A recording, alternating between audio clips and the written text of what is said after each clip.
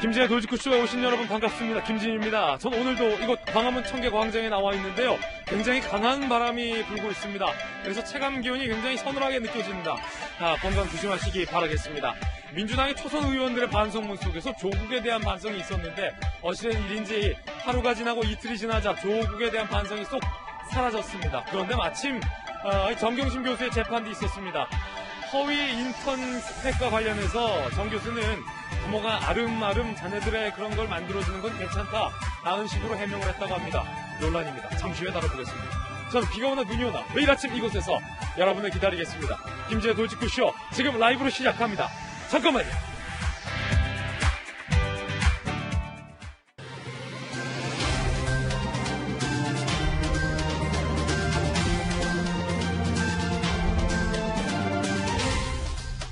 신문 읽어주는 남자입니다. 재선 민주당 의원들의 모임이 있었습니다. 초선 의원들에 이어서 이른바 반성문을 쓴 건데 하루 이틀 전까지만 있었던 조국 사태에 대한 반성이 어찌된 일인지 쏙 빠졌습니다. 그러면서 기자들을 만나서 조국에 대한 개인적 생각이 다를 수 있다라고 얘기를 했는데요. 당내의 강경파들의 반발에 밀린 걸까요? 잠시 후에 이야기 나눠보겠습니다. 오늘 조간신문 함께 하시죠. 먼저 동아일보입니다. 자, 바로 동아일보 이렇게 쓰고 있어요. 친문대 비주류, 여권의 분열, 혹은 대결에 불붙었다. 힘 모아야 할 때다. 한쪽에서는 무슨 소리냐. 잘못 책임져야 한다. 원내대표 선거를 앞두고 친문대 비문, 충돌 붙었습니다.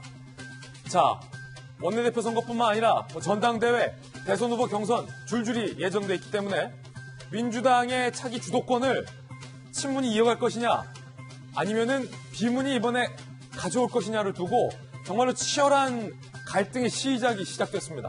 잠시 후에 그 단면 살펴보겠습니다. 다음 신문입니다. 이번엔 한겨레 신문입니다. 검찰총장 인선이 왜 늦어지고 있는지 여러분들 아십니까? 박범계 장관은 고려할 요소가 많다라고 답했지만 한겨레 신문이 해석하는 바는 4월 7일 지난 재보선 선거에 생각지도 못한 참패, 청와대의 셈법이 복잡해졌다, 고민이다라는 겁니다. 안 그래도 친정부 인사로 알려진 이성윤 중앙지검장 설이 유력한데 쉽게 강행하지 못하고 있는 건 아니냐. 한겨레 신문은 이렇게 해석했습니다. 한겨레의 해석입니다. 다음 신문입니다. 이번엔 조선일보입니다. 서울시장이 던진 K방역 수정판, 특히 10시 일괄 일몰제, 이거 부당하다. 노래방 등 영업시간 늘리되 자가진단 키트, 그 자리에서 즉석에서 나오는 자가진단 키트를 시급히 보급해서 확진 선별할 필요가 있다. 당국은 방역은 일사불란해야 한다 라면서 오 시장의 서울시와 정면 충돌하고 있습니다. 지금까지 신문 읽어주는 남자였습니다. 네, 오늘 출연진 소개해드리겠습니다. 형사 출신의 변호사 박성배 변호사님과 국민의힘의 김병민 비대위원 모셨습니다. 민주당의 박수영 홍보소통위원장과 청와대 출입기자 출신 이재명 기자 나왔습니다. 어서 오세요.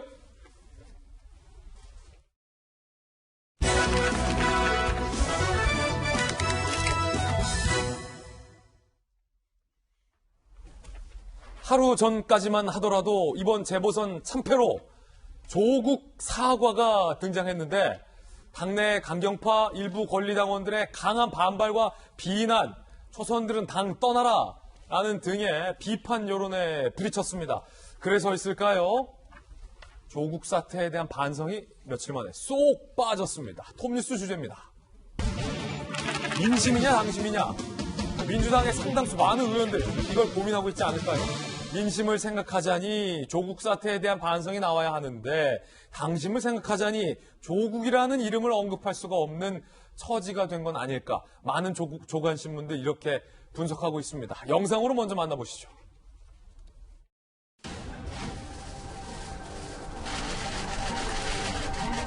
모든 학부모들이 그 당시에 단행적으로 해온 그런 행위들을 작은 허물조차 너무도 침소봉대하게 부풀려서 국민에게 많은 불신과 의혹과 그걸 심어주는 모습이 너무 두렵다고 해야 할까요? 조국 전 장관이 검찰개혁의 대명사라고 생각했습니다. 하지만 그 과정상에서 수많은 국민들이 분노하고 분열되며 오히려 검찰개혁의 당위성과 동력을 잃은 것은 아닌가 뒤돌아보고 반성합니다. 레이스트 조금 차이가 있던 거지 이게는 아니고 조국 사태는 개개인의 생각이 좀 틀리니까.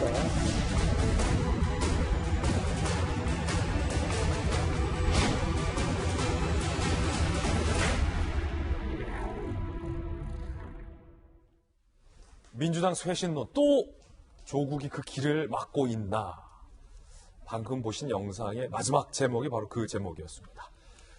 보셨듯이 초선들의 입에서는 조국 사태에 대한 사과가 나왔지만 과연 재선 의원들의 입에서 나왔을까요? 들어보시죠. 오늘 공감대 형성두 가지만 저희 정했습니다. 첫 번째는 이제 소선원들 강단의 내용에 대해서 같이 동의하고 또 힘을 실어주겠다. 두 번째는 이제 반대 논리에 반대 진영이 있는 분들의 목소리를 경청해서 당의 쇄신의 역할을 할 수 있는 그런 재료를 쓰겠다. 내부에서 나온 얘기 중에서 조금 이견이 있었던 부분이 있나요? 예를 들어 조국 사태에 대한 문제의식에 대해서는 문제의식들이 조금 차이가 있었던 거지 이견은 아니고 이 자리가 혹시 또 내부 비판의 자리 또 내부 분열의 자리로 혹시 비춰질까봐 그게 걱정하시는 분이 계시더라고요. 오늘 전혀 그런 분위기는 아니었고요. 조국 사태에 대한 얘기는 나온 거는 맞다고들 하시는데. 여러 논의가 있었어요. 조국 사태는 개개인의 생각이 좀 틀리니까. 자, 국회반장 출신의 이재명 기자, 결국 조국 사태에 대해서 사과를 할지 반성을 할지에 대해서는 이견이 있었다는 얘기군요. 그렇게 봐야겠죠. 예. 물론 뭐 조국 사태에 대한 입장이 표명돼야만 뭐 반성을 한다 이렇게 볼 수는 없겠죠. 그리고 조금 전에 얘기한 것처럼 재선 의원들도 모임을 갖고 어떤 진영 논리에 매몰돼 있었던 것에 대한 스스로의 자성이 있었기 때문에 뭐 여러 가지 이제 성찰의 얘기가 오갔다 이렇게 볼 수 있지만 뭐 이번 재보궐선거의 결과, 이 민심의 준엄한 평가 자체가 결국은 뭐 부동산 민심도 크게 작용했겠지만 결국은 거슬러 올라가면 어떤 위선, 내로남불의 문제를 지적하지 않을 수 없고 그 문제의 시작점을 조국 전 장관 사태에서 찾지 않을 수 없는 거죠. 아무래도 조국 전 장관 사태가 터졌을 때 여권에서는 검찰의 무리한 수사를 강조하다 보니까 조국 전 장관의 문제까지를 덮거나 옹호하거나 혹은 그것을 관행처럼 또는 뭐 입시제도의 문제인 것처럼 이렇게 이제 몰고 갔던 부분이 있기 때문에 그런 점에서부터 이제 어떻게 보면 중도층의 이탈이 시작됐다 이렇게 볼 수 있는 거죠. 그런 점에서 초선 의원들이 이제 조국 전 장관 사태 그리고 추미애 윤석열 갈등 내로남불 문제를 포괄적으로 다 거론했었는데 예. 그리고 나서 강성 지지층으로부터 굉장히 어떻게 보면 이제 비판을 받는 그런 국면에 몰렸죠. 그리고 나서 이제 재선 모임이 있었는데 그러다 보니까 재선들이 오히려 스스로 어떻게 보면 그런 강성 친문들을 의식해서 좀 몸조심한 거 아니야 이제 이런 비판 여론이 있는 거고 저는 이 조국 전 장관 사태 문제는 앞으로의 대선 과정에서도 계속 두고두고 여권에서 입장을 정리해야만 하는 거죠. 그런 점에서 저는 뭐 당 비상대책의 차원에서 혹은 또 새로운 지도부 차원에서 이 문제를 매듭짓지 않고는 계속적으로 오히려 내분의 하나의 어떤 요소가 될 수 있다는 생각이 듭니다. 그러니까 누구든지 저쪽에서는 물을 수 있다는 거예요. 조국 사태에 대해서 어떻게 생각하느냐. 조국 전 수석이 잘했다는 거냐. 이에 대한 입장 정리가 명확해야 사과를 하든 반성을 하든 쇄신을 하든 할 수 있다. 그런데 지금 거기에서 막혔다. 그렇게 볼 수 있는 거죠. 자, 그럼 박수현 홍보소통위원장님. 예. 물러난 지가 언젠데 조국 전 장관이 당 쇄신까지 가로막는다라는 분석이 나올 정도로 당내에서 그렇게 존재감이 큽니까? 당내 존재감보다는 그 조국 전 장관과 관련된 문제가 우리 사회 전체의 어떤 가치관과 관련된 문제이기 때문에 중요한 거죠. 사회 전체의 가치가 그렇습니다. 예. 지금 현재 초선 그룹들이 이야기가 있고 재선 이야기가 나왔잖아요. 그런데 제가 당에 일관되게 말씀을 드리는 것은 반성을 하되 정말 질서 있고 가혹하게 해야 된다라는 것입니다. 그래서 지금 현재 이제 도종환 비대위 체제가 4월 16일 원내대표 선거 때까지이기 때문에 한 일주일 정도 되잖아요. 예. 이 비대위 체제가 민주당의 반성과 쇄신을 정리할 수는 없습니다. 결과적으로 제가 볼 때는 4월 16일 원내대표 선거가 끝나면 5월 2일 날 전당대회에서 당대표 뽑히기 전까지 그 시간까지 아마 이 반성문을 체계적으로 잘 정리를 해서 국민께 뭐 초선이다, 누구 개인 어떤 의원이다 이런 이름이 아니라 민주당의 이름으로 된 그런 잘 정리된 반성문을 정식으로 국민 앞에 드리는 시간이 있을 것이고 지금 그것을 향해서 나아가고 있다. 원내대표가 뽑히면 이런 의견들을 다 모으고 모아서 정확하게 민주당의 현재 생각을 국민들께 보고 드릴 것이다. 뭐 그렇게 될 거고요. 뭐 조국 문제만 이야기를 하면 그렇습니다. 그런 어떤 여러 가지 과정들을 다 듣고 들어서 민주당이 어떤 입장을 정리할 것인가가 이제 좀 기다려 주시면 좋겠다. 아직은 결론 못 냈다. 지금 현재 저런 이야기들은 과정 중에 있는 것이고요. 그래서 저기 그 반성문에 백서에 어떤 내용을 담을 것인가라고 하는 것을 최종적으로 국민들께서 보시고 판단을 해 주시면 좋겠다. 지금은 과정이다. 이렇게 말씀을 드립니다. 예, 한겨레 신문은 쇄신 방안 없이 쇄신만 외쳤다. 경향신문은 아직도 민심의 간극을 좁히지 못했다. 조선일보, 동아일보는 조국 사태의 쇄신이 막혔다라는 보도들을 지금 이 대목에서 쏟아내고 있는 건데, 자, 조국 수석 얘기가 나와서 말인데요. 새로운 정무수석에 청와대에서 이철희 전 의원을 유력하게 검토하는 것으로 알려졌습니다. 조국 사태와 관련해서 이렇게 말했던 인물입니다. 조국 사태 등을 꼬집으며 정치 한심 많이 부끄럽다라며 21대 불출마를 선언했는데 저때 표현도 정치 한심하다라고 했지 민주당의 조국 수호가 한심하다 내지 뭐 이런 구체적인 표현은 없었어요. 최재성 대통령 정무수석 후임으로 유력 검토 중이라고 하는데 2019년 당시 이철희 전 의원의 이야기 들어보시죠. 부끄러워서 법사위원 못하겠고요. 창피해서 국회의원 못하겠습니다.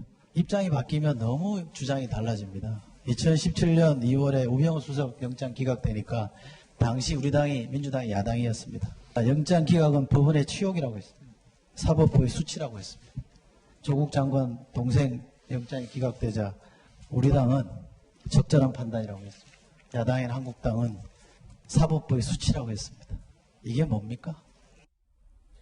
김병현 비대위원이 조국 사태에 대한 당시 이제 민주당 그리고 야당의 태도를 언급하면서 우회적으로 이제 비판을 한 건데 정무수석 유력하다라는 얘기가 나오고 있어요. 네. 보세요. 21대 총선에 불출마를 선언한 2명의 인물이 기억이 납니다. 지금 있는 이철희 전 의원 그리고 지금 현재 방송을 진행하고 있는 표창원 의원 아마 2명의 인물이 기억이 날 텐데 조국 전 장관 수호하는 과정 속에 그 당시 청문회를 보게 되면 이 2명의 의원도 적극적으로 나서서 조국 의원에 대한 조국 장관 청문회에서 반대적인 기류를 표명하지는 않았던 것 같습니다. 제 기억에는 훨씬 더 기억에 남는 4명의 인물이 있는데 조금박해라고 아마 들어보셨을 겁니다. 조홍천 의원, 박용진 의원, 아마 돌직구쇼에서도 같이 출연했던 그리고 금태섭 전 의원, 김혜영 전 의원 같은 경우들이 그처럼 민주당이 쓴소리를 내고 있는 실질적인 소장파 의원들이다 이렇게 볼 수가 있을 텐데요.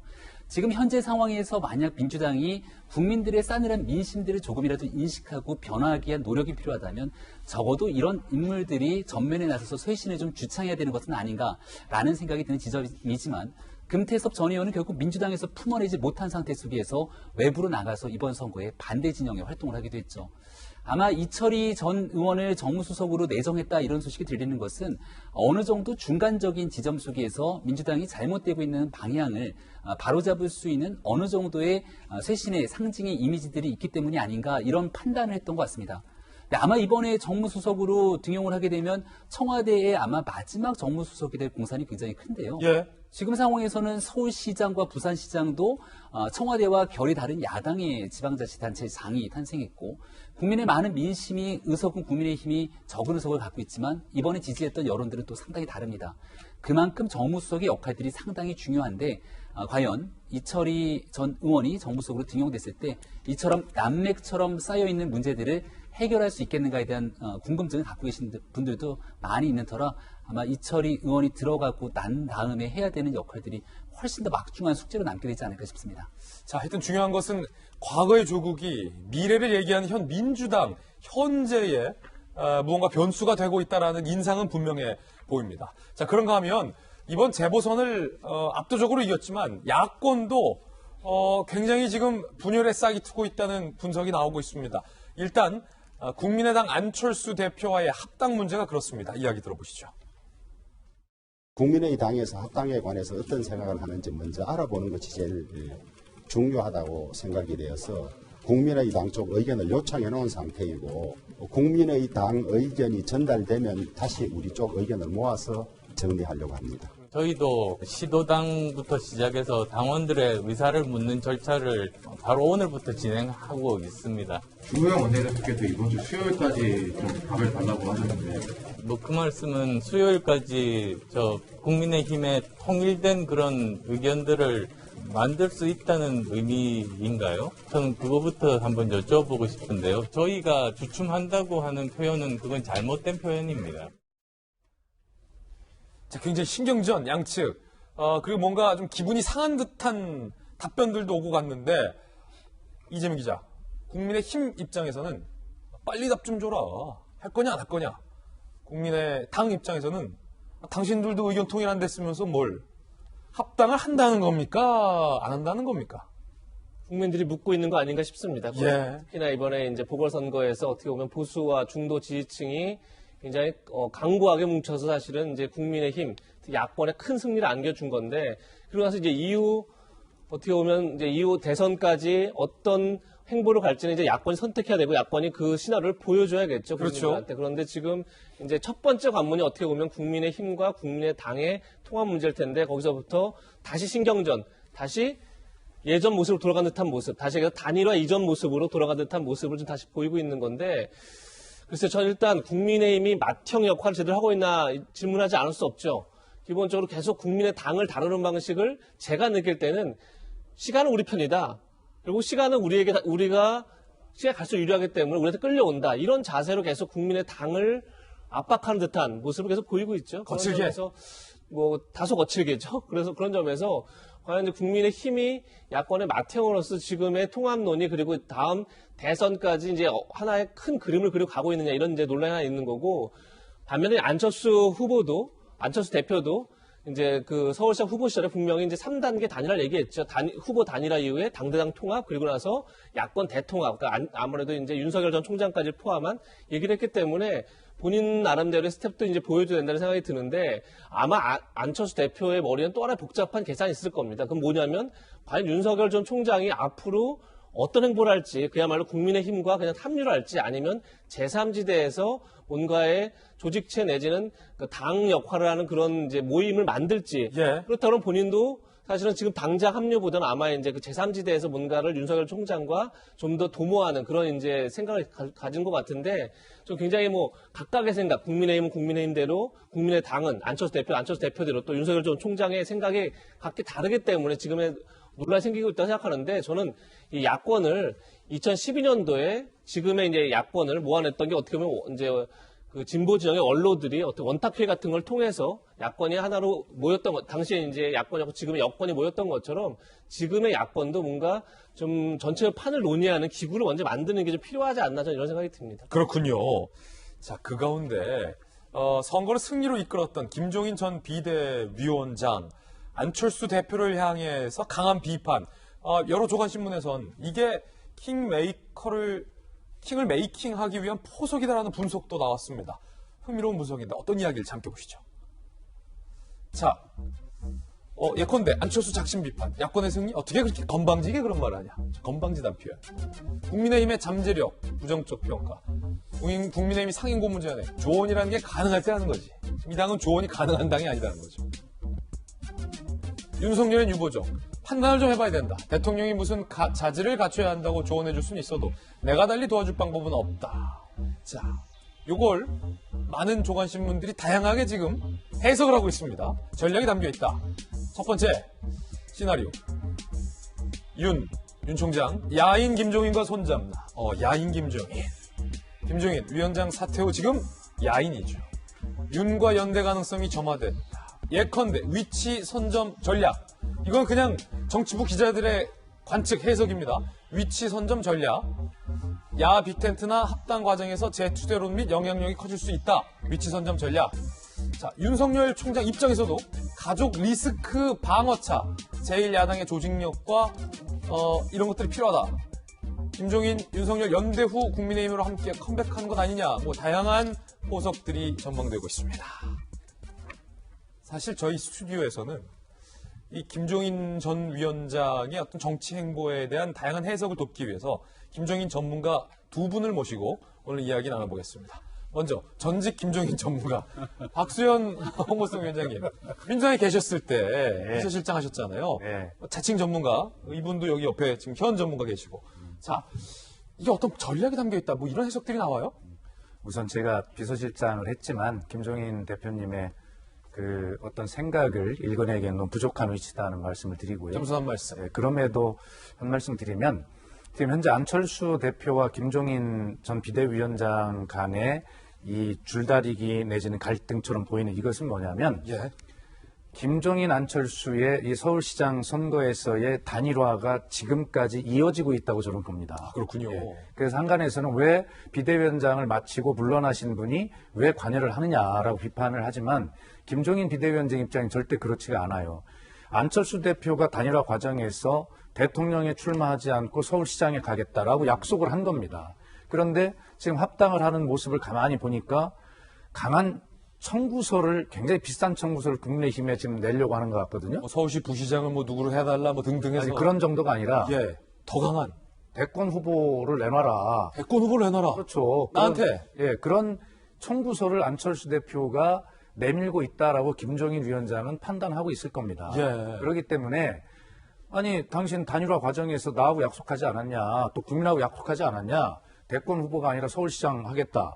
그런데 서울시장이 못 된 거예요. 그러니 대권 후보 욕심이 담긴 청구서 내지 마라 라고 지금 비대위원장 물러났지만 당신이 비대위원장일 때 단일화 과정을 통해서 약속했던 그것은 내가 나가 있지만 내가 관리해야 되겠다 라고 하는 그런 생각을 당연히 하는 거죠. 그러니까 어디 건방지게 그래? 이 표현 안에는 그 뜻이 담겨 있다. 저는 뭐 그렇게 보고요. 그래서 김종인 대표는 또 지금의 국민의힘이 당신이 만든, 이렇게 세운 그런 작품 아니겠습니까? 예술가가 자기가 제출한 그 혼을 담긴 작품을 전시해 냈는데 그 작품에 누가 흠집을 내거나 그러면 안 되는 거 아닙니까? 늘 관심을 가지고 지키는 것이죠.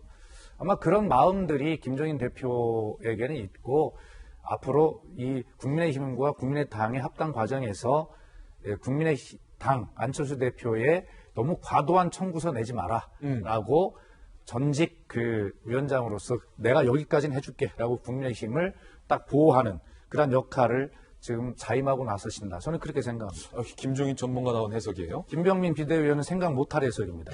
그래서 김병민한테는 다른 질문 드리겠습니다. 김병민 위원께.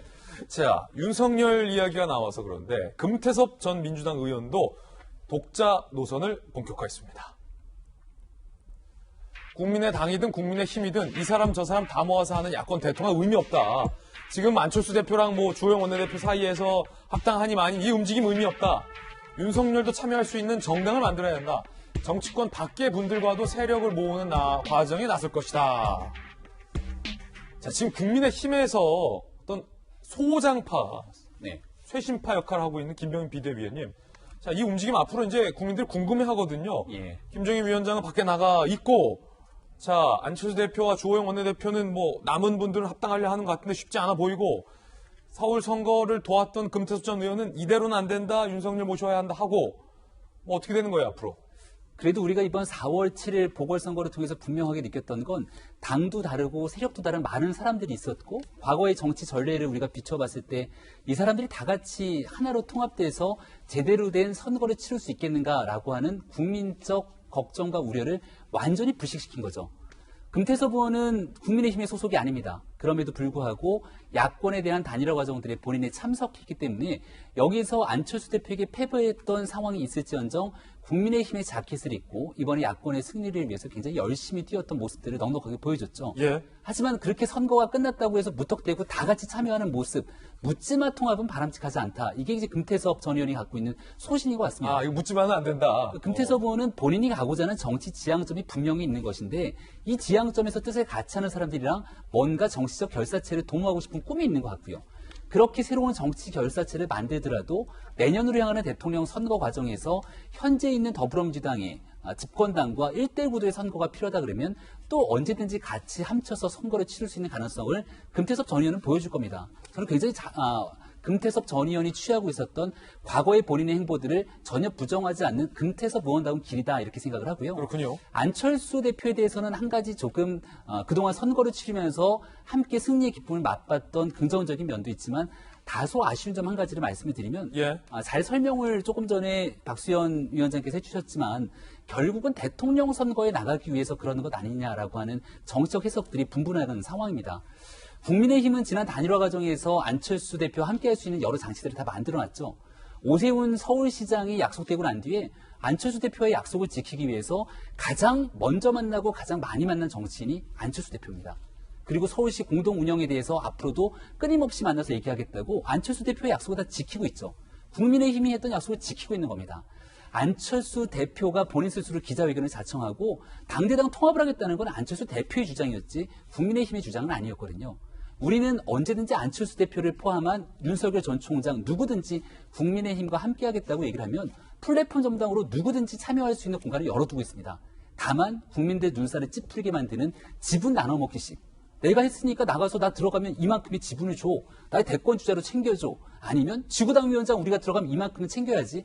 라는 방식의 과거식의 통합 논의라는 것은 굉장히 불필요한 시점이라는 생각이 들어서 알겠습니다. 지금은 국민들을 향해서 4월 7일 보궐선거 약속을 지킬 때가 됐다는 말씀드립니다. 자, 결국은 여당의 쇄신에서 조국이 빠졌다라는 논란, 야당의 향후 정치 행보에서 서로 다른 이견이 분출되는 이유는 다 내년으로 다가온 대선에 맞춰져 있다라는 깨달음을 얻게 되는데 자연스럽게 대선 얘기 한번 해볼까요?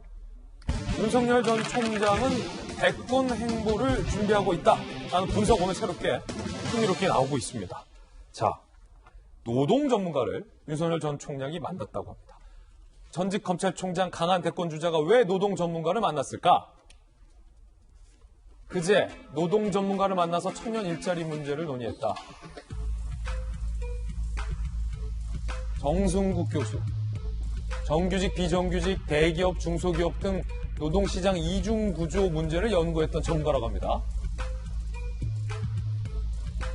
자, 이 노동 전문가를 만나서 청년 실업이 가장 중요한 현안이다. 청년에게 양질의 일자리를 공급하는 게 대단히 중요하다라고 본인의 소신을 밝혔다고 합니다. LH 사건도 저 자리에서 언급됐다고 하는데 현직에 있었다면 수십 명 검사 동원해 이미 상당 부분 해결했을 것이다 라고 얘기를 했다고 합니다. 자, 사실은 이재명 기자 지난번에는 101세의 철학자를 만났고 이번에는 노동 전문가를 만났다. 여기서 또 청년 얘기를 했네요. 그렇죠. 어떤 의미입니까? 근데 101세 노 철학자 김현숙 교수를 만났을 때마다도 제가 정치해도 되겠습니까? 굉장히 어떻게 보면 원론적 질문을 쳤는데 지금 이번에 노동 전문가를 만나서 했던 청년 실업 문제는 사실 정규직, 비정규직 문제, 대기업과 중소기업의 격차 문제, 이 노동시장의 이중구조 문제는 어떻게 보면 가장 시급하면서도 가장 해결하기 어려운 문제죠.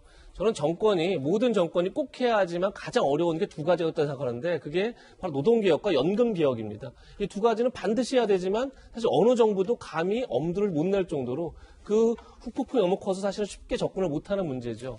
그런 점에서 노동개혁의 문제를 공부하고 있다. 노동시장의 이중구조 문제 해소로 해서 윤석열 총장이 전문가를 만나고 있다는 건 그야말로 정치로 굉장히 깊숙이 들어왔다 이렇게 봐야겠죠. 그야말로 대권에서 핵심 아젠다가 될 수 있는 사안이기 때문에 거기에 대해서 본인 나름의 해법을 찾아 나가고 있다 이렇게 볼 수 있을 것 같고 그러니까 지금 얘기한 것처럼 어쨌든 여러 차례 얘기했지만 윤석열 전 총장이 보여줘야 할 것은 물론 본인의 화두는 공정, 정의, 법치 이런 것들을 꺼냈고 본인에게 굉장히 그것이 어떤 본인의 아젠다가 되는 상황이기 때문에 앞으로 적극적으로 활용해야겠지만 사실 많은 국민들은 오히려 경제라든지 외교안보 국방에 대한 윤석열 총장의 실력, 능력 그리고 앞으로의 이 문제를 풀어갈 수 있는 어떤 대안 등을 이제 묻기 때문에 거기에 대한 공부가 충실히 돼야겠죠. 그런 점에서 이제 그런 절차들을 하나씩 밟아가고 있는 과정이 아닌가 싶습니다. 자, 김명 비대위원님, 네. 이게 상당히 흥미로운데 어디서 만났는가 봤더니 서울 종로의 한 음식점에서 일단 만났다. 그리고 요 정승국 교수가 연구하는 분야가 뭔지 봤더니 정규직과 비정규직, 대기업과 중소기업, 노동시장의 이중구조. 그러니까 이 일자리 문제와 실업 문제의 전문가라는 거예요. 네. 이 자리에서 이철우 연세대 법학전문대학원 교수, 윤 전 총장의 친구 셋이 가서 이제 만났다는 거고 청년들의 취업, 연애, 결혼, 출산이 쉽지 않은 배경에 노동시장 문제가 있어서 이 문제가 가장 큰 현안이다라고 윤 총장이 정리를 했다라고 기자들이 얘기하고 있어요. 대권 주자로서 매우 바람직한 행보죠. 우리가 지난 보궐선거에서는 문재인 정부에 대한 심판성 성격의 선거가 분명히 치러졌습니다. 근데 우리가 대통령 선거는 미래를 바라보고 있는 대한민국의 구조적인 문제를 누가 얼마나 바람직한 해법으로 내놓고 여기서 당선된 대통령이 5년간의 개혁적인 기조를 바탕으로 국가를 이끌어가게 되는 국가 경영에 관한 틀 아니겠습니까? 지금 이 청년 실업에 관련된 문제는 우리 대한민국이 처해져 있는 가장 심각한 저출산 문제의 기본적인 원인부터 파생되고 있는 가장 풀어야 될 현안 해법입니다만 문재인 대통령이 일자리 대통령이 되겠다고 자임하면서 일자리 현황판을 걸어놓고 집권한 지 4년 가까운 시간이 지났습니다. 하지만 정작 청년 일자리 문제가 제대로 해결되지 않고 있는 상황 속에서 결국 국가의 미래가 없다라고 지적하는 것은 대한민국 거의 모든 국민이 생각하고 있는 지점이겠죠. 제일 어렵고 힘든 노동의 문제와 실업의 문제 그리고 이 개혁에 관련된 문제들에 대해서 윤석열 총장이 공부하고 여기에 대한 메시지를 정확하게 전달하고 이건 윤석열 총장 혼자 할 수 있는 일이 아니기 때문에 김종인 위원장이 얼마 전에 얘기했던 정치 세력화가 필요하고 했던 그 정치 세력화의 한 부분을 계속 채워나가는 행보를 벌이는 게 윤 총장 입장에서는 무엇보다 중요할 겁니다. 그런 일들이 천천히 진행되고 나서 국민들께 국가의 새로운 모습을 보여주게 된다면 국민의 힘과 함께하는 정치 다음에 구조를 그리는 건 그 다음 일이라고 생각하고요. 아마 한두 달 정도의 시간 동안은 윤석열 총장이 이렇게 본인이 생각하는 대한민국의 미래를 그리기 위한 많은 사람들을 만나는 보폭을 넓히지 않을까 이런 생각이 듭니다. 자, 그런가 하면 윤 전 총장의 책 2권이 관련된 책 2권이 나오고 있다고 합니다. 함께 보시죠. 하나는 윤석열의 진심, 또 하나는 제목이 구수한 윤석열. 책 제목이 상당히 구수해요. 자, 먼저 윤석열의 진심이라는 책은 충암고 동창 언론인이 지난해 9월 추윤 갈등 고조 시기에 윤 전 총장과의 어떤 대화 내용을 쓴 책이고요. 구수한 윤석열은 서울대 동기들이 전하는 일화를 비롯해서 윤석열의 일대기다라고 봐도 될 것 같습니다. 조국 수사를 왜 했는지에 대한 이유가 담겼다고 하는데, 자, 대학 동기 이 책 내용에 따르면 성렬이가 문 대통령 구하려고 조국 수사했다라고 말했더라. 라고 밝힌 대목이 상당히 흥미롭습니다. 정권을 치려고 한 게 아니라 정권 안정화가 총장의 역할이다 라고 그때 당시 동창들한테는 말했다는 거예요. 자, 이에 대해서 윤 총장 측, 내 뜻과는 아무 상관없다. 별개의 움직임이다. 그렇다고 막을 수도 없는 상황이다. 조금은 난감한 분위기를 보이기도 했습니다. 야, 요게 사실이라면 민주당의 상당수 의원들과 윤석열 전 총장과는 지금 오해를 했다라는 얘기가 되는 건데, 아니, 박수현 위원장님, 윤 전 총장은 지금 책에서 친구들한테 정권을 치려고 한 게 아니라 정권을 구하기 위해서다. 대통령을 돕기 위해서 조국 수사를 했다라고 지금 얘기를 했는데, 민주당의 많은 의원들은 지금까지 우리가 임명했더니 우리를 치네? 라고 지금 생각했던 거잖아요. 뭐 오해가 있었던 건가요? 어떻게 된 건가요? 우선 이제 윤석열 총장의 이 행보는 어떤 정치인이 제일 먼저 하는 것이 이제 이미지 메이킹입니다. 이미 정치 행보를 시작했다라고 아주 날카롭게 분석한 이재명 기자 말이 맞아요. 예. 이미지 메이킹을 시작한 겁니다. 윤석열 총장 어떤 이미지입니까? 강성 검찰총장, 정권의 수사의 칼끝을 이게 누그러뜨리지 않는 강성 검사. 어쨌든 검찰이라고 하는 이미지만 있는 거죠. 그것만 가지고 대통령이 될 수 없거든요. 정치인이 될 수 없으니까. 뭐가 더 필요하다? 더 필요한 거죠. 그래서 언뜻 보면 아유 막 유치하고 닭살 돋고 막을 수 없기는 왜 못 막습니까? 저런 윤석열의 진심, 저런 책 쓰는 거를 자기가 싫으면 못하게 하면 되는 거죠. 근데 저런 책이 나오기를 바라는 겁니다. 그래서 본인이 차마 본인 입으로 하지 못하는 이야기를 저렇게 착각해서 구수한 윤석열, 진심의 윤석열 이런 이미지를 강골 검사 이미지에 붙여서 종합적인 본인의 이미지 메이킹을 지금 하고 있는 중이죠. 아니, 그러면 우리 박수현 홍보스토 위원장께서는 또 홍보의 전문이고 또 여러 선거도 많이 해보셨잖아요. 지금까지 어떤 그 강골 이미지였는데 이 구수한 소위 구수한 이미지 어떻게 평가하십니까? 도움 된다고 보세요? 글쎄 저는 아직 뭐 윤석열 총장을 잘 몰라서 진짜 구수한 건지 모르겠는데 일단 여러 가지 본인이 가지고 있는 개인적 퍼스널리티가 있고 또 스토리가 다 있잖아요. 아니, 고시 공부를 구수해서 검사가 됐는데 스토리가 왜 없겠습니까? 아, 그 구수가 이 구수입니까? 그래서 뭐 잘 하는 일이에요. 그리고 지금 그 노동 전문가를 만나서 청년 실업 문제, 노동의 이중구조 문제를 공부했다라고 하는 것은 고시 공부를 할 때 여러 과목이 있는데 헌법책을 먼저 제일 뽑을 거 아닙니까? 어떤 것을 제일 먼저 공부를 할까를 할 때 윤석열 총장이 저는 잘 선택을 했다고 봐요. 그러나 청년 실업 문제 중요해. 그리고 청년에게 양질의 일자리를 만들어 제공하는 게 중요해. 라고 이야기를 했어요. 청년들을 향해서 지금 메시지를 던진 거죠. 청년들이 지금 아주 바라볼 겁니다. 그런데 중요한 것은 이제 윤석열 총장도 이 책 제목을 썼어요. 이제 청년 실업 썼는데 책장을 넘겨보면 서론, 본론, 결론이 있을 텐데 그것을 어떻게 채워갈 것인가 앞으로 그 검증을 받게 될 겁니다. 그래서 일단 책 제목은 잘 썼다라는 생각이 들고요.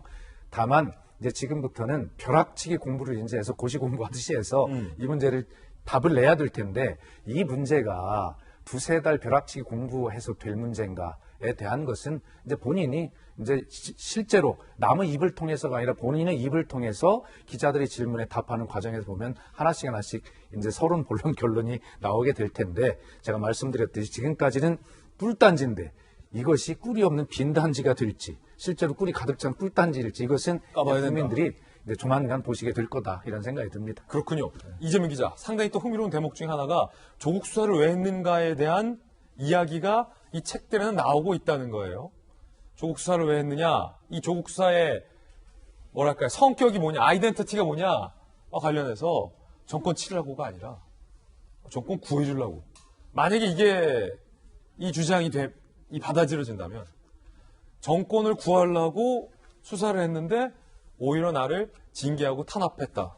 뭐 이 얘기가 지금 그 뒤에는 가로 열고 가로 닫고로 숨겨진 셈이 되는 건가요? 글쎄, 윤 총장이 그 얘기를 하고 싶었던 걸까요? 어떻게 굉장히 글쎄요. 그 인식을 어떻게 말할지 잘 모르겠지만 어떻게 보면 이철우 교수를 만났을 때 이철우 교수가 또 언론 인터뷰에 이런 얘기를 했었죠. 윤석열 총장이 자기를 만나서 한 얘기가 문재인 대통령은 강경하지 않은데 오히려 주변에 강경한 인사들이 많아서 지금 오해를 하고 있고 그리고 현재 사태를 이렇게 잘못 끌고 가고 이런 식의 또 표현을 썼었죠.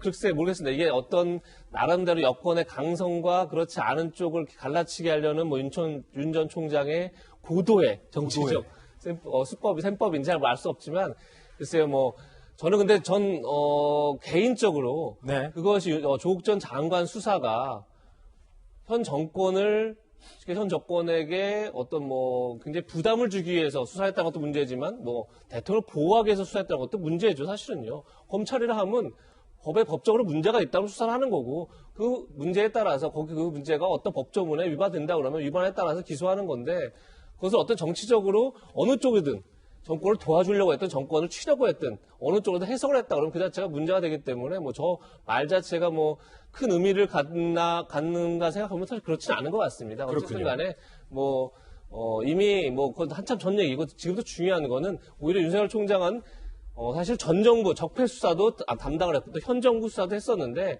과연 그런 수사가 갖고 있는 의미가 뭔지를 본인이 먼저 명확하게 정리를 하고 그 다음에 조금 전에 얘기했지만 본인의 강골 검사 그리고 이런 이제 이미지와 함께 본인이 그렇지 않은 어떻게 보면 정치라는 게 사실은 법치하고는 또 다른 영역이지 않겠습니까? 그래서 어떤 그 유연함 등을 보여줄 수 있는 것들이 필요하지 과거 수사에 대해서 어떻게 규정하는 것 자체가 지금 큰 의미를 갖는 것 같지는 않습니다. 리얼미터가 실시한 여론조사 결과 차기 대권 지지도 함께 보시죠. 최신 지지율입니다. 36.3%의 대권 지지율을 윤 총장이 받고 있습니다. 여전히 높습니다. 이재명 지사 23.5%. 윤석열 전 총장과 2위 이재명 지사 사이의 지지율 격차가 꽤 나요.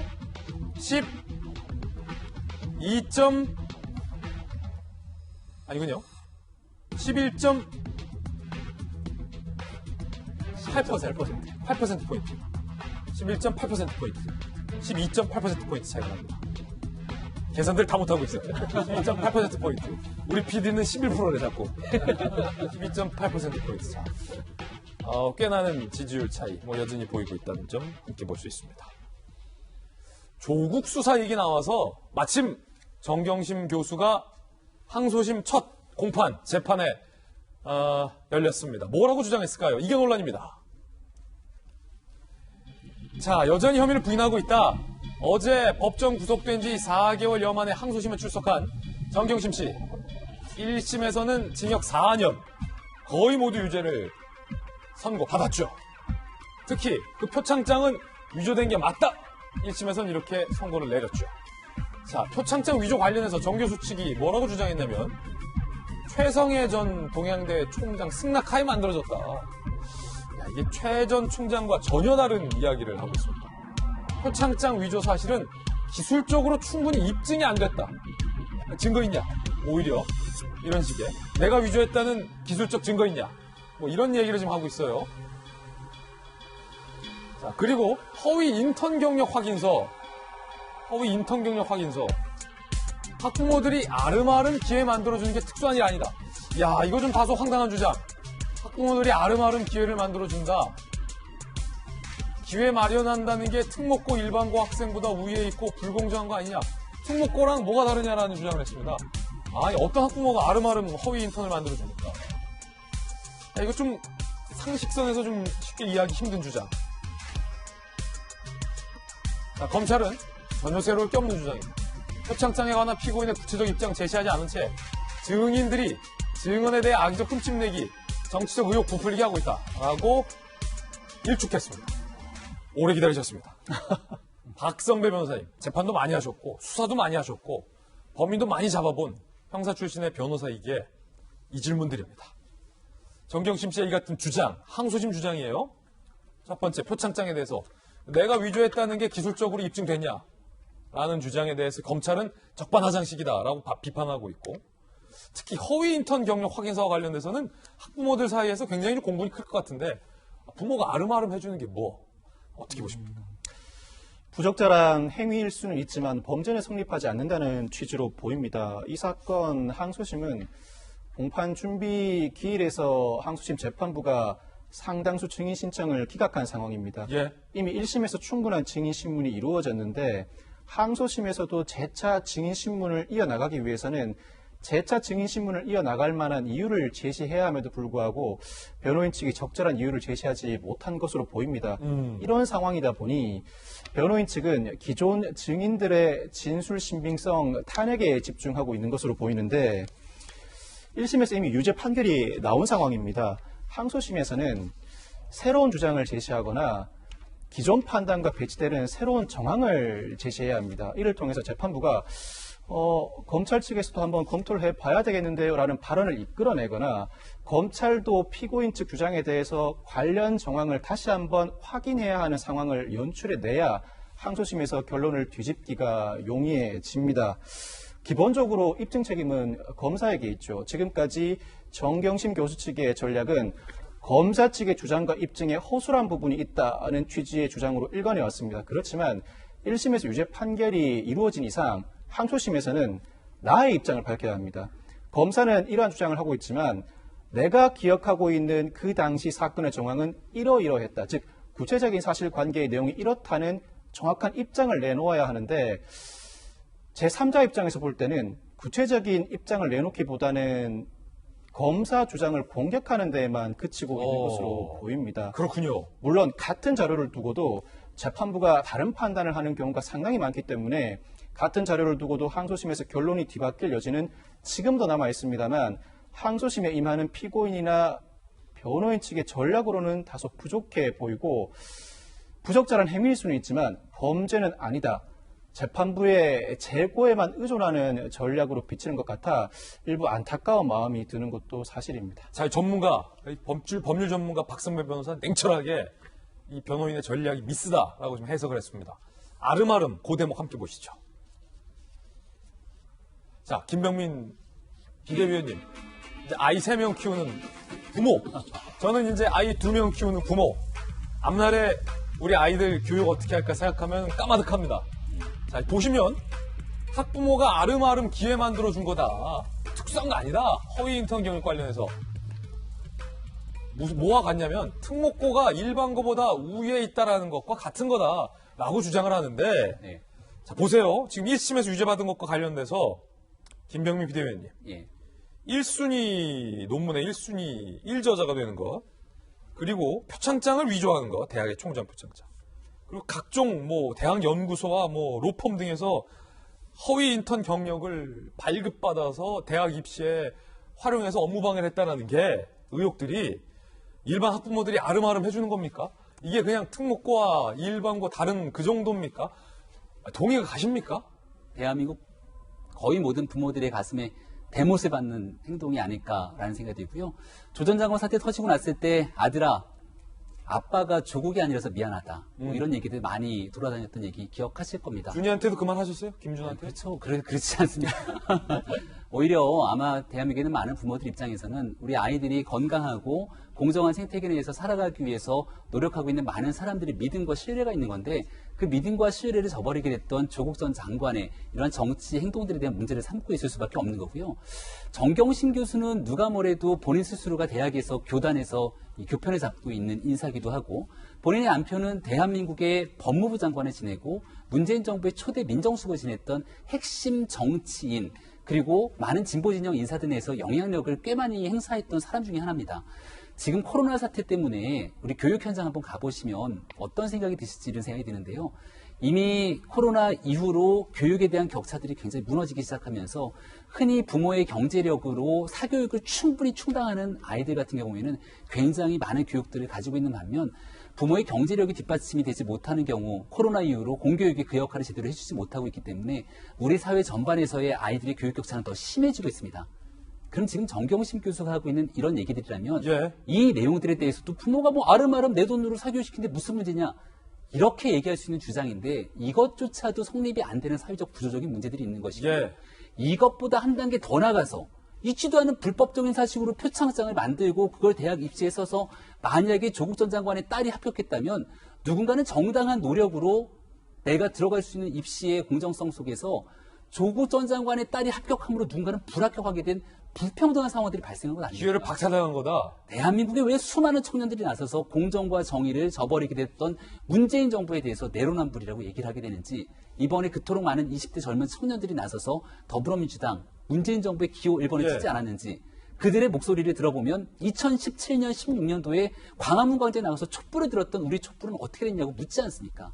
아마 정경심 교수가 저처럼 주장하고 있는 일련의 상황들 재판이 진행되면 진행될수록 법정에서도 불리할 뿐 아니라 국민적, 여론적 측면에서도 문재인 정부와 더불어민주당에게는 상당히 큰 부담이 끝끝내 계속 이어질 거라고 생각합니다. 자, 물론 이제 로펌에서 허위 인턴 경력했다는 의혹은 이제 아들과 관련된 문제긴 합니다만, 어쨌든 아름아름이라는 표현 썼잖아요. 박성호 변호사님. 아름아름이 이게 참 표현이 미묘한데, 아름아름. 뭐 조금씩이라는 표현도 있고, 아름아름. 내가 아는 사람들이 이제 좀 뭔가 사부작 뭐 그런 의미도 있는데, 아름아름 이 표현, 이거 법률적으로 어떻게 보세요? 이 표현 자체가 아름아름.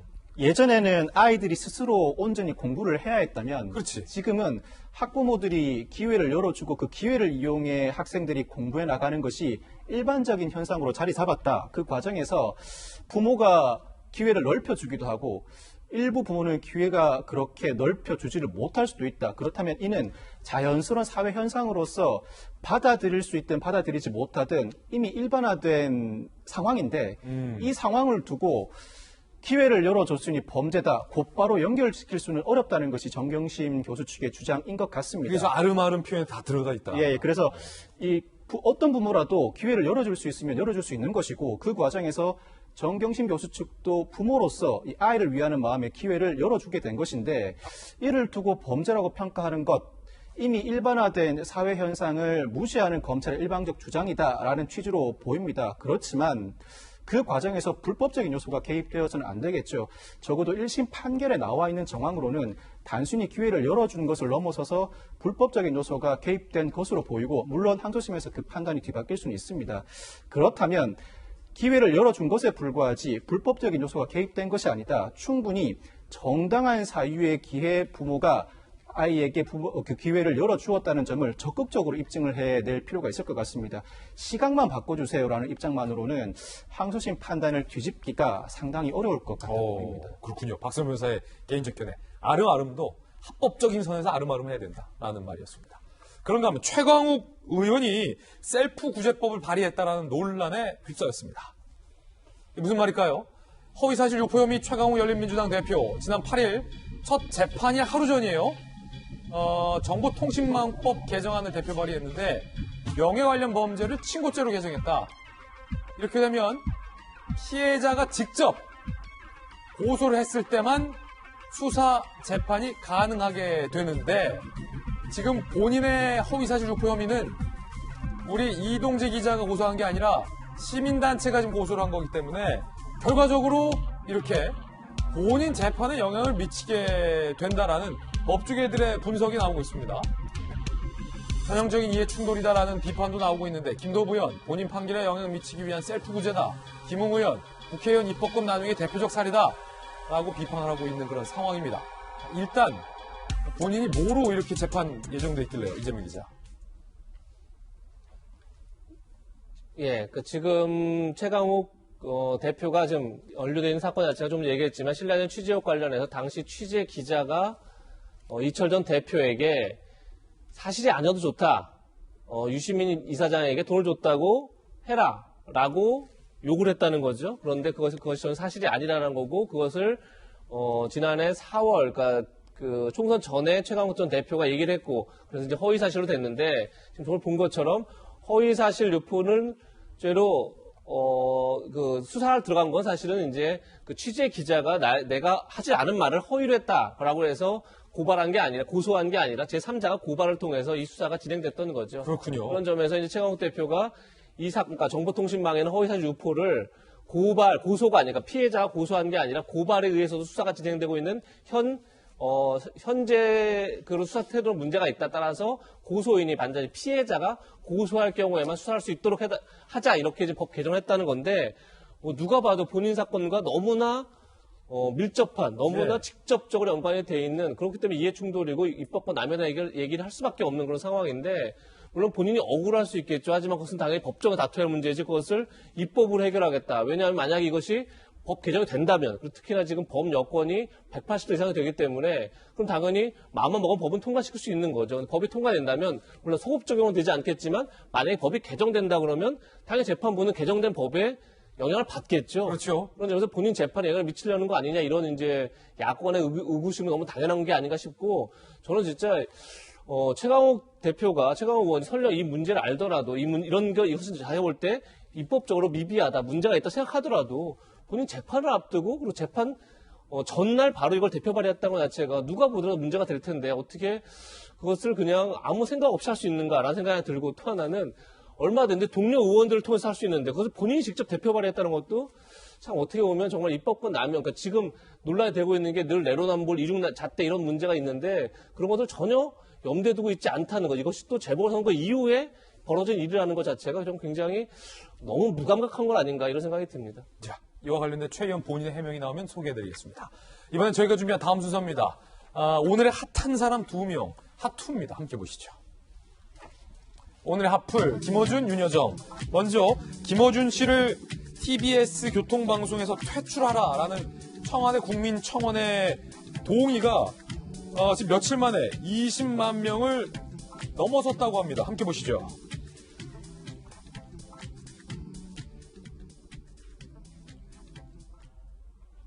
(20만 명을) 넘어서면 청와대에서는 지금 입장을 내야 될 텐데 자 어떤 경과로 20만 명이 넘어섰을까요? 함께 보시죠. 김어준 교통방송서 퇴출해달라 청와대 국민청원 20만 명 이상 동의. TBS 측 별도 입장 없다. 그렇죠. TBS가 여기다 입장 내는 것도 좀 어색하죠. 일부 시민단체 뉴스공장 방송중지 출연자들 징계 요구 진정서를 방심에 제출했다. 방심이 제재가 6번 받았다는 거죠. 사법시험 준비생 모임 김어준의 뉴스공장 4기 방심이 출범 후 총 6차례 걸쳐 제재받았지만 개선이 없었다라고 문제를 삼고 있는 그런 상황입니다.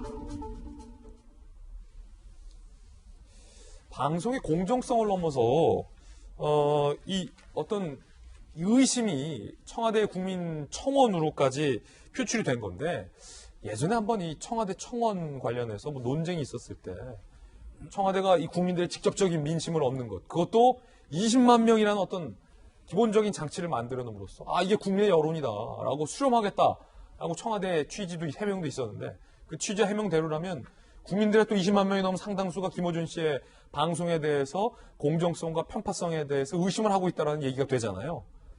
어떻게 봐야 됩니까? 청와대 계셨으니까요. 예, 우선 청와대가 저 문제에 대해서 요건이 갖추어졌기 때문에 기준대로 답변을 해야 되지만 청와대가 답변할 내용은 없을 겁니다. 그렇죠. 예. 그리고 모든 문제에 대해서 청와대가 다 답변할 수도 없고 그 청와대의 그 청원 게시판이라고 하는 것은 사실은 어떤 국민들의 억울함과 불만과 이런 것들이 쌓여 있을 때 그런 것들을 사회 문제화하면서 그런 것들을 이제 한번 스스로 풀어보는 그러한 어떤 그 장치와 기능이 있는 것이거든요. 그런 측면에서 지금 앵커께서 말씀하신 대로 20만 명이 넘는 국민들의 의견이라고 하는 것들, 이것이 우리가 주목해봐야 될 사회 현상이 아니냐, 20만 명 이상이 했기 때문에 이렇게 일반화해서 볼 수도 있는 문제고요. 어쨌든 사회의 중요한 이슈로 등장시킨 것은 틀림이 없습니다. 틀림이 없다. 예, 그렇습니다. 그러나 청와대는 저기에 대해서 이제 답변을 원론적으로 이제 하게 될 텐데요. 이제 결과적으로 오세훈 시장이 됐기 때문에 저 어떤 예산에 지원을 받는 TBS의 저 프로그램을 어떻게 할 거냐라고 이제 하는 것이 이제 초미의 관심사인데 아마 방송은 우리 돌직구쇼도 마찬가지지만 방송은 정말로 이 어떤 편성의 독립성이라고 하는 것이 가장 중요한 가치 아니겠습니까? 이제 그런 것들은 이제 보호받아야 될 것이고 만약 그 방송의 내용에 어떤 그 편향성이나 이런 것들이 있다면 방심이라고 하는 또 엄한 또 장치가 있기 때문에 그걸 통해서 여러 가지 제재를 받게 되면 받게 되는 것이 그런 것이겠죠. 예를 들어 저는 개인적 의견을 이 시점에서 하나 좀 말씀을 드려보면 예, 저는 진보 진영에 속한 정치인으로서 보면 보수 언론에 저는 상당한 불만이 있습니다. 네. 보수 언론 굉장히 편향적이다라고 주장을 할 수 있어요. 김어준의 뉴스공장을 가끔 들어보는데 보수 언론이 알려주지 않는, 보도하지 않는 그런 내용들을 또 자세하게 알려줍니다. 그런 측면에 지난번에 제가 돌직구쇼에서도 이야기를 했지만 전체적으로 놓고 보면 김어준의 뉴스공장은 또 다른 하나의 균형점이 될 수 있다. 저는 개인적으로 그렇게 주장을 합니다.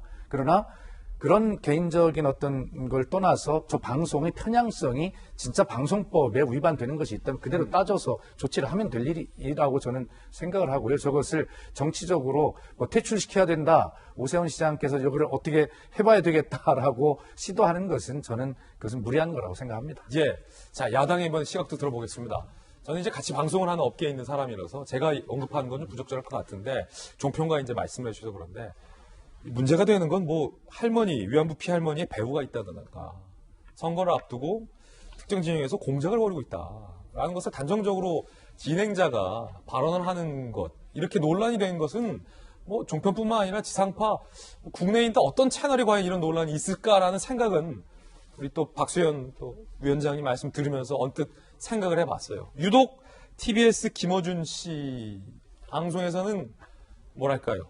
다른 매체, 어떤 매체 이념을 떠나서 찾아보기 힘든 논란들과 발언들이 나왔는데도 상당히 좀 건재한 모습, 이런 모습들이 지금 청원에 오르게 된 배경이 아닐까요? 우리 아까 조국 전 장관 얘기 실컷 했는데 조국 전 장관 딸 유일하게 육성을 통해서 김어준 씨 방송에 나와서 얘기하지 않았습니까?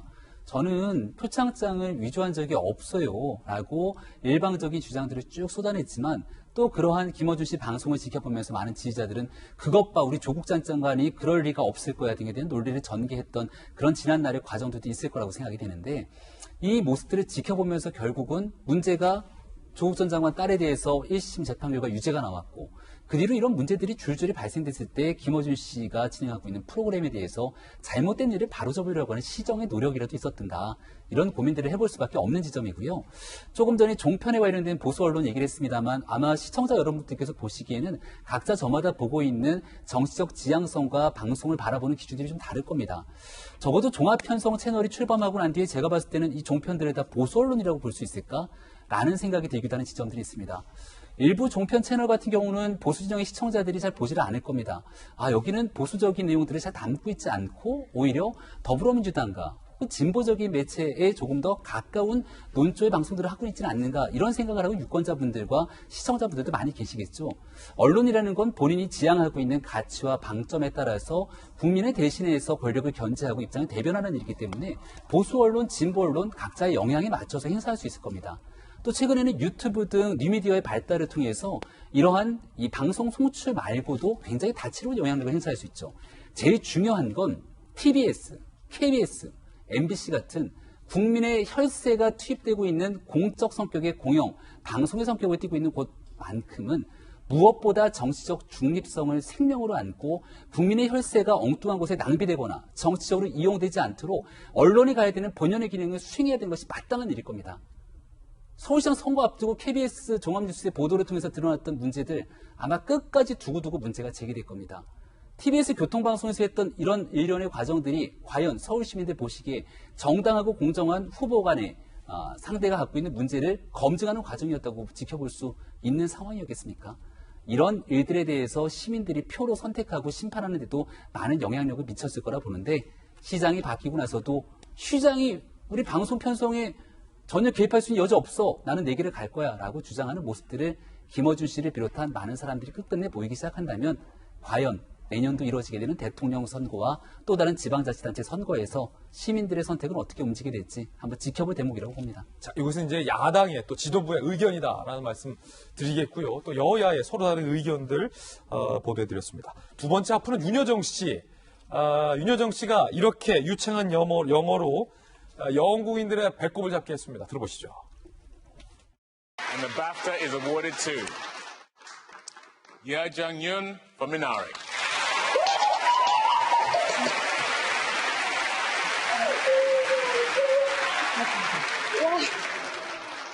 Well, hello, Britain. I'm Korean actress Yeo Jung-yoon, and I don't know how to say. I'm very honored to be nominated. I'm the winner now. Thank you so much for this award. Every award is meaningful, but this one, especially recognized by British people, known as very snobbish people, and they approve me as a good actress. So I'm very, very privileged and happy. And thank you so much. Thank you for the vote. 영국인들이 이제 그 배꼽을 잡게 하는 그 코드들이 있는데 그 코드인 단어까지 딱 쓰면서 고상한 척한다 라고 웃음을 잡게 했습니다. 윤여정의 영어가 현지에서 계속 통하고 있습니다. 들어보시죠. She's like legendary, you know. I was. Legendary means I'm old. First of all, you tell me I'm Korean Meryl Streep. I don't think Meryl Streep wouldn't like that. I know it's a flatter. 네, 수상 축하드립니다. 이번엔 저희가 준비한 다음 뉴스입니다. 오세훈 방역, 정부와 충돌. 자, 그 가운데 백신 수급에 대한 대통령의 발언도 현재 논란이 되고 있는 상황입니다. 먼저 오세훈 시장의 이야기 들어보시죠. 동네 상권이 무너져 내리고 있습니다. 현재의 더딘 백신 접종 속도를 볼 때 이 상황이 연말, 내년 상반기까지 갈 수 있다는 점에서 더더욱 그렇습니다. 근본적인 해법은 영업을 할 수 있도록 해드리는 것이라고 생각합니다. 자영업자와 소상공인들의 희생을 강요하는 일률적인 규제 방역이 아니라 상생 방역으로 패러다임을 바꾸어 나가겠습니다. 자, 오 시장의 서울시장표 방역에 대한 내용을 들었고요. 중요한 거는 백신일 겁니다. 특히 20대들에게 아스트라제네카 백신 접종이 중단되면서 정부가 세웠던, 대통령이 밝혔던 올 11월 안에 집단 면역이 가능할 것인가를 두고 큰 혼란과 논란이 제기되고 있습니다. 어제 문재인 대통령이 이 상황 속에서 이렇게 얘기했습니다. 백신 수급의 불확실성이 확대되면서 대다수 나라들이 백신 수급에 어려움을 겪고 있습니다. 하지만 우리나라는 다방면의 노력과 대비책으로 백신 수급의 불확실성을 현저하게 낮추고 있다고 자신 있게 말씀드릴 수 있습니다. 백신 수급의 불확실성을 현저하게 낮췄다, 자신 있게 말할 수 있다라는 대통령의 발언, 과연 현 상황도 그럴까요? 자, 백신 계속 늦춰지고 있어요. 백신 불확실성 낮추고 있다고 자신한다라고 대통령 말했지만 노바백스 백신 3분기 내에 2천만 원 공급하겠다고 말했지만 당초의 계획보다 계속 늦어지고 있다는 겁니다. 당초 5월보다 한 달 늦은 6월 대야 출시, 미 유럽 허가 전 출시 공원 논란도 제기되고 있고요. 자, 르완다에 비해 우리나라의 접종률도 늦춰지고 있고 부탄에 비해서도 한창 접종률이 늦춰지고 있다고 합니다.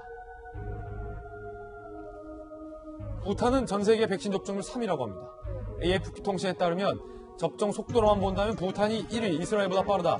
영국 이코노미스트, 부탄의 일명 용왕 등 정치 지도자들의 어떤 기민한 대처 덕분이다. 인구 78만의 나라, 41세 젊은 왕, 물론 나라의 규모와 인구가 젊긴 하지만 백신 확보에 있어서는 그 어떤 나라보다 상당히 기민하고 발빨랐다는 평가가 나오고 있습니다. 한국의 백신 접종률은 2.22%, 전 세계 최하위 수준이고요. 우리보다 접종을 늦게 한, 일주일 늦게 한 르완다보다도 접종률이 낮은 상황입니다.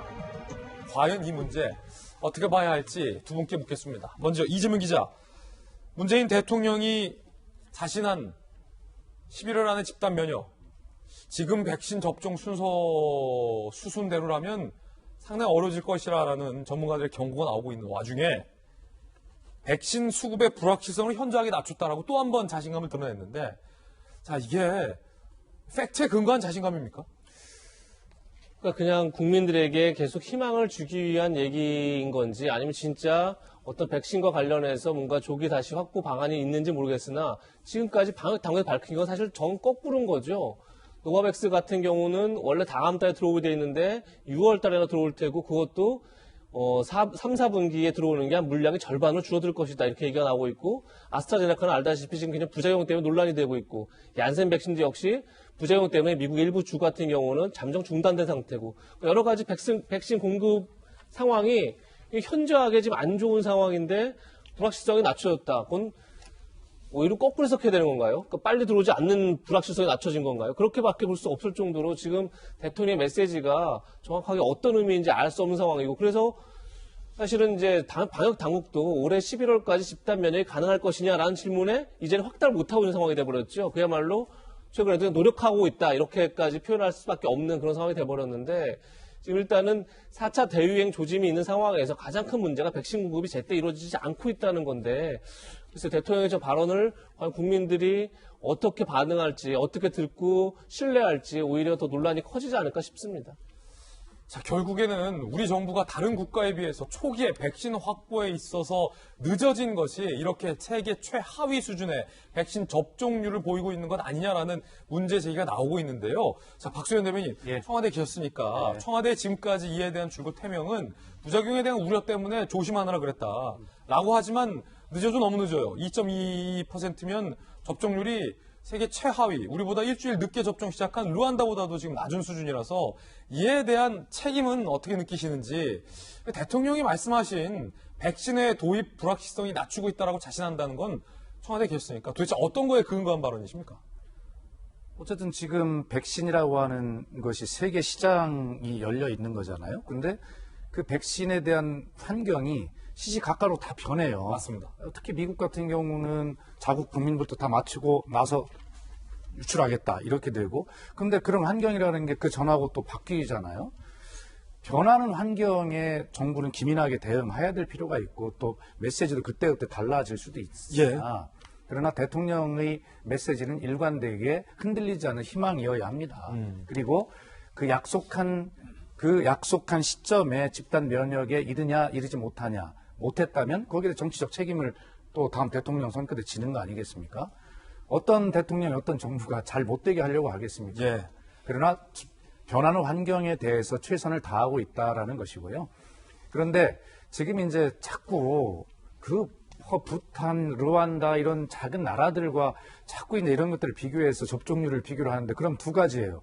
접종률 낮다고 하고, 이 아스트라제네카 백신 등 백신의 안전성에 문제가 있다, 두 가지를 다 하면, 그러면 이야기는 불안한 백신을 빨리 맞추라고 요구하는 거잖아요. 그런데 정부가 그런데 흔들려서는 안 된다고 생각을 해요. 그러나 결과적으로는 최선을 다하되 종합적으로 국민께서 조금 11월에 좀 늦어져서 12월이나 1월에 그래 이 정도라도 최선을 다했어 라고 이해해 주시면 되는 것이고, 또 이해를 못 하시면 정치적으로 대통령이 평가받는 거지 그런 거 아니겠습니까? 지금은 그런 것들을 향해서 가는 과정이고 최선을 다하고 있기 때문에 언론이나 야당에서는 문제 되는 점을 지적해 주시더라도 근본적인 것들이 흔들리는 그러한 정도까지 너무 과하게서는 안 된다라는 말씀은 좀 부탁을 드리고 싶어요. 예, 또 우리 박수현 위원장의 또 명쾌한 답변도 감사드립니다. 자, 이번엔 저희가 준비한 다음 순서입니다. 사건을 파헤치는 남자, 구미 3세 사건 미궁 속으로 들어가고 있는데 경찰과 검찰이 아이가 바꿔치기 됐다라는 모종의 정황 증거 하나를 제시했습니다. 글쎄요, 여러분은 어떻게 판단하십니까? 사판함 함께 하시죠.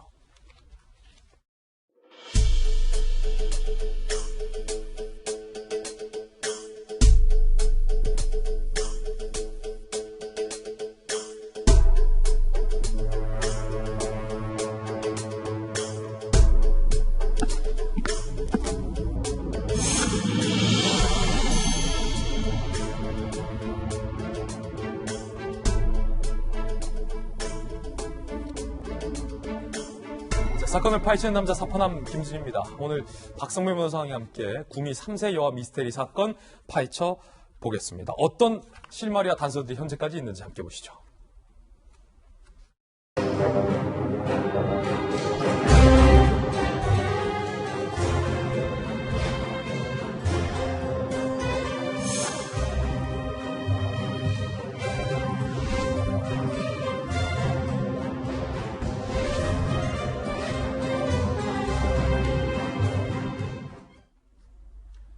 최근 이번 사건 피의자에 대한 재판 공판이 열렸습니다. 사건 실마리 1은 바로 첫 재판입니다. 첫 재판에서 어떤 얘기가 오고 갔는지 지금부터 상세히 살펴보겠습니다. 구미 3세 여아의 언니가 되죠, 이제는. 혐의 인정. 검찰, 숨진 여아의 친언니 김씨 22살. 내 딸인 줄 알고 있었고 아이 바뀐지 모르고 있었다라고 주장하고 있는 김씨, 살인과 아동복지법 위반 등 4개 혐의 기소했는데 공소사실을 인정했습니다. 그러면서 뭐라고 얘기했을까요?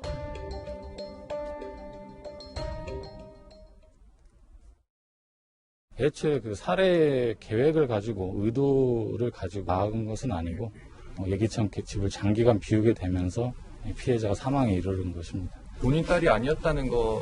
그 부분에 대해서는 아직까지도 피고인도 좀 놀란 부분이고 전혀 몰랐고 모친이 임신하고 출산했다는 그런 사실도 전혀 알 수가 없었다는 입장이에요.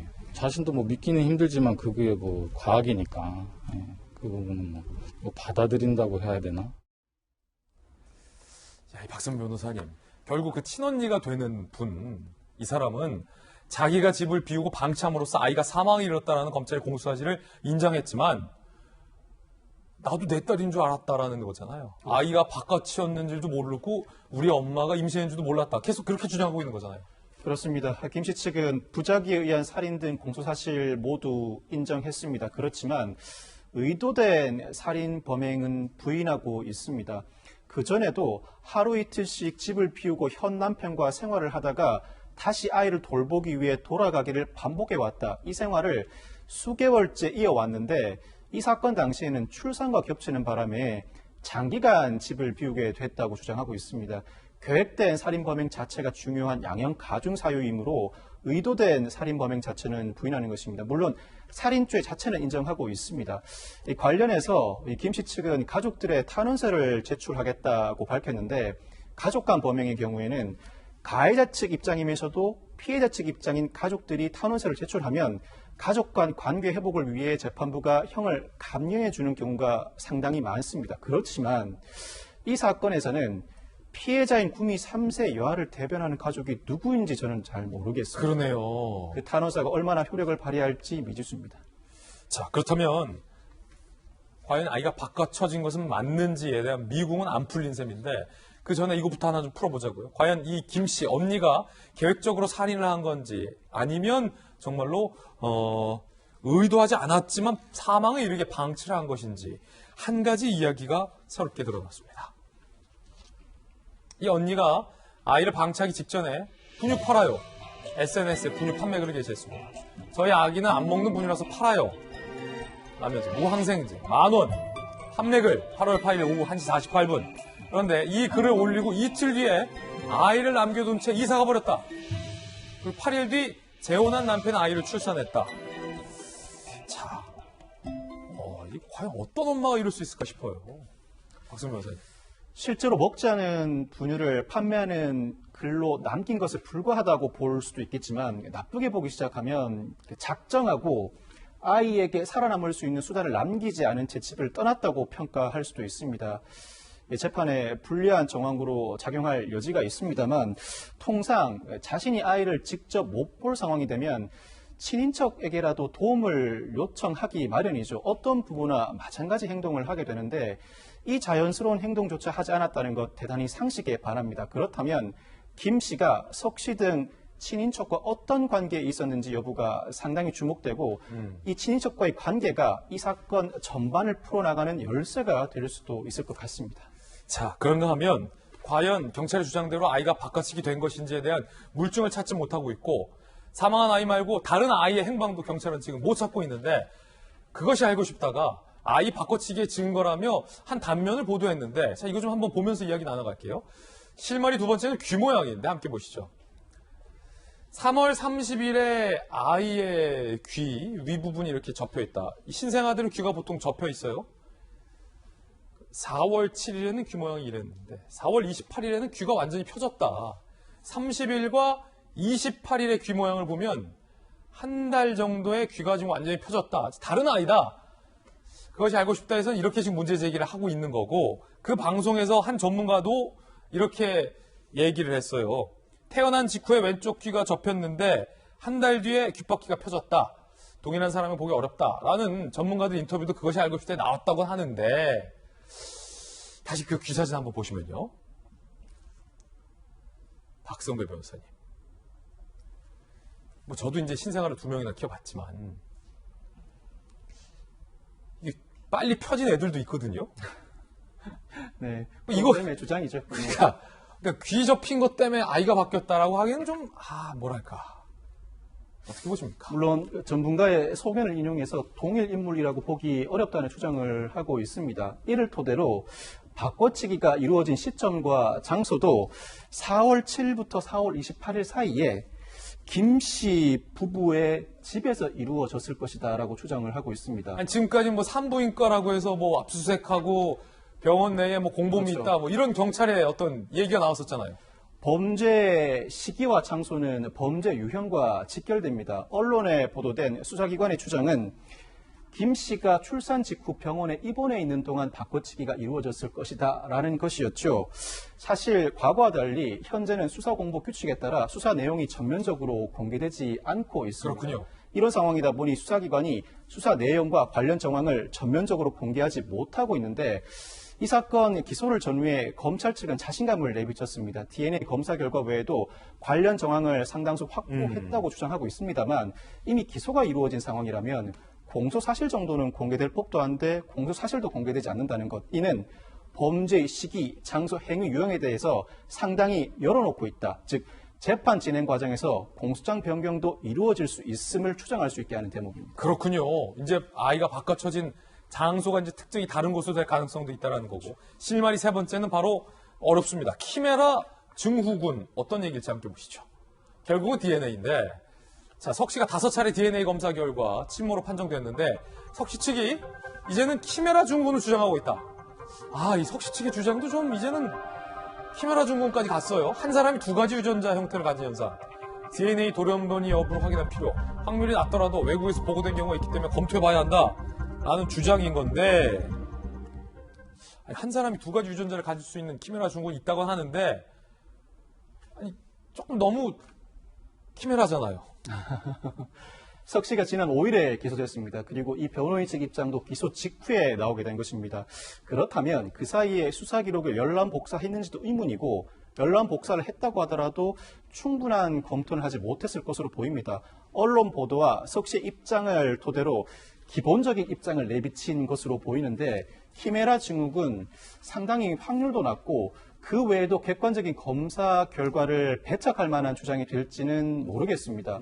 예를 들면 석 씨 남편이나 김 씨 전 남편과 숨진 3세 여아 간에도 DNA 검사 결과가 불일치합니다. 이는 또 어떻게 설명을 그렇죠. 하겠습니까? 이 재판부가 키메라 증후군에 대한 변호인 측의 의사를 받아들인다면 검사를 실시할 것이고 그 결과를 지켜보면 될 것으로 보입니다.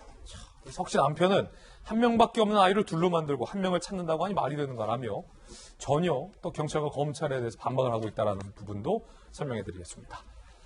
자, 지금까지 박성 변호사와 함께 사건을 파헤치는 남자 사파남이었습니다. 60초 광고 후에 돌아오겠습니다. 네, 오늘 저희가 준비한 소식 모두 다 전해드렸습니다. 저희들은 내일 아침 9시 15분에 더욱더 풍성한 소식 들고 인사드리겠습니다. 오늘 하루는 분명 어제보다 나을 겁니다. 좋은 하루 되십시오. 고맙습니다.